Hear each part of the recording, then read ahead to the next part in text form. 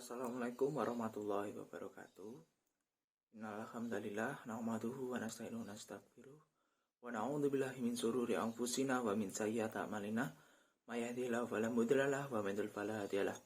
Asyhadu an la ilaha illallah wa asyhadu anna Muhammadan abduhu wa rasuluh. Amma ba'du.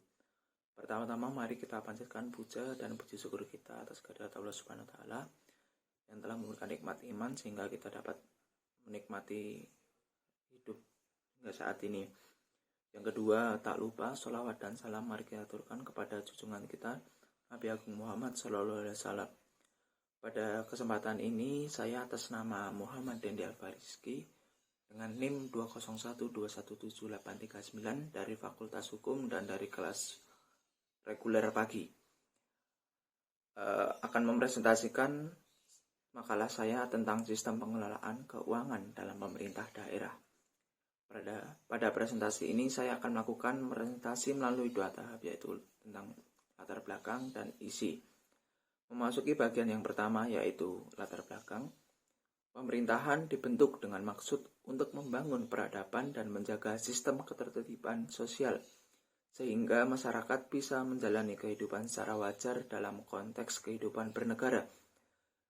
Dalam perkembangannya, konsep pemerintahan mengalami transformasi paradigma dari yang serba negara ke orientasi pasar, dari pemerintahan yang kuat, besar, dan otoritarian ke orientasi small and less government, egalitarian, dan demokratis, serta transformasi sistem pemerintahan dari yang sentralistik ke desentralistik.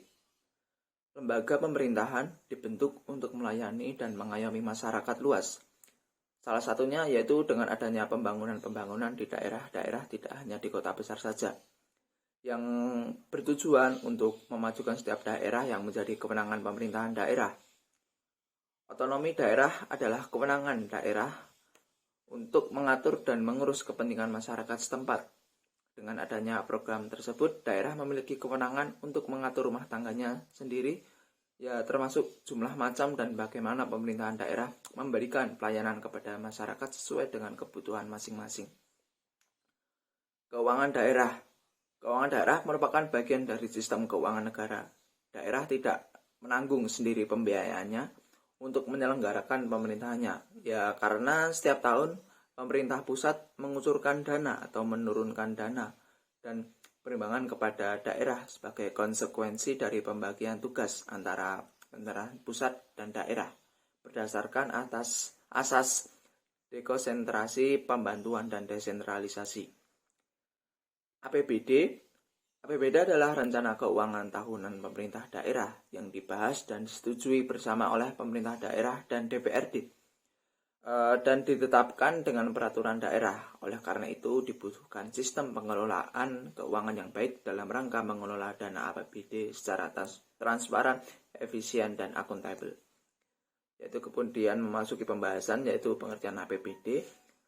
APBD atau Anggaran Pendapatan dan Belanja Daerah adalah suatu rencana keuangan tahunan pemerintah daerah yang disetujui oleh DPR sesuai Undang-Undang Nomor 17 Tahun 2003 Pasal 1 Butir 8 tentang Keuangan Negara, sehingga pada akhirnya menjadi produk hukum berupa peraturan daerah yang harus diikuti segenap lembaga daerah.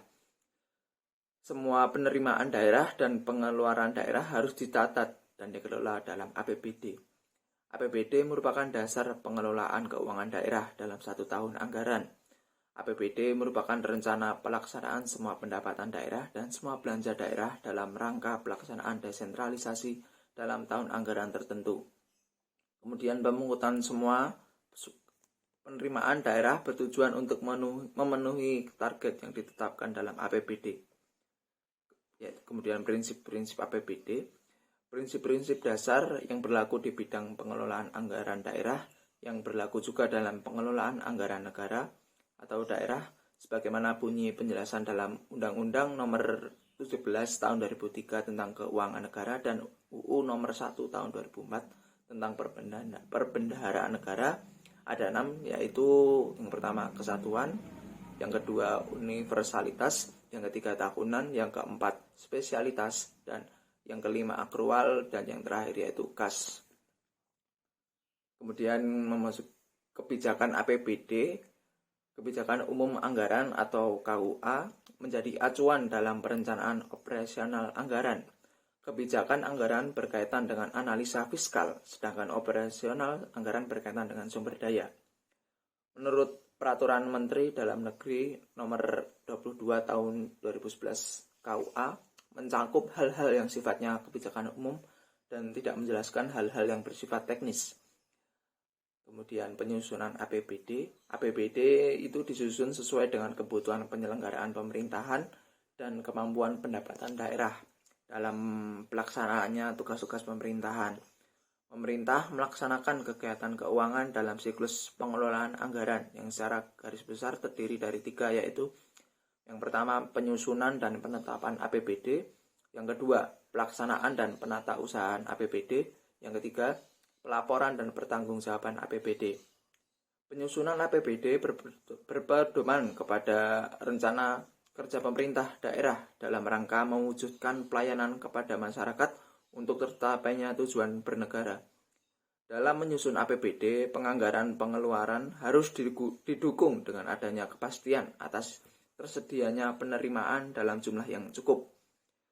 Pendapatan belanja dan pembiayaan daerah yang dianggarkan dalam APBD harus berdasarkan pada ketentuan peraturan perundang-undangan dan dianggap secara bruto dalam APBD.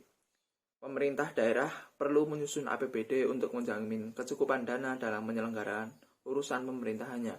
Ya, karena itu perlu diperhatikan kesesuaian antara kewenangan pemerintah dan sumber dana pendanaannya. Yang terakhir yaitu penetapan APBD. Penetapan anggaran merupakan tahapan yang dimulai ketika pihak eksekutif menyerahkan usulan anggaran kepada pihak legislatif.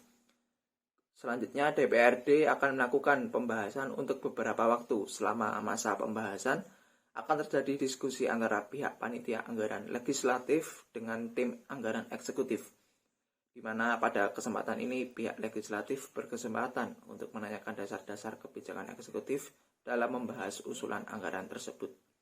Mungkin cukup sekian presentasi dari saya, kurang lebihnya mohon maaf.